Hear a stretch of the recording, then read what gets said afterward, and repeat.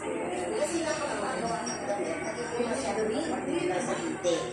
Pag gawa ng fast ganun, kailangan matyala ka. At saka ako kung may trabaho ng madaling araw, hindi po ako kasi ng ulan, hindi po ako nagbibilang ng oras.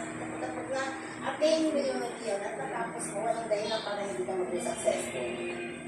At sa tuwing ititigan daw niya ang mga jigsaw puzzle na kanyang nabuo, gusto lang paalala daw ito ng kanyang mga hindi mabilang na karanasan na bumubuo ngayon ng kanyang pagkatao.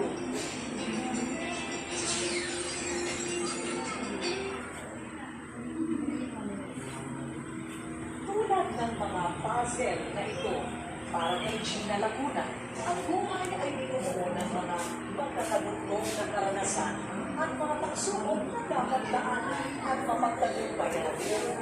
Ang panganay sa tatlong magkakapatid at nag-iisang anak na babae si Gina ng mag-asawang Vio at Ellen Hill. Nanirahan sila noon sa isang paupahang bahay sa may gagalanging Tondo. At mula sa kita ng kanilang tindahan, kinukuha ng mag-asawa ang lahat ng gastusin sa pagpapaaral sa mga nakikita sa munting tindahan ng kanyang pamilya. Pinilit ni Gina na makatulong sa kanyang mga magulang. Kung ano-ano ang kanyang mga inilalago at ibinibenta sa kanyang mga saklase tulad ng yema. Sabihin daw ang magsisorya sa buhok at mga ginagawa Gina,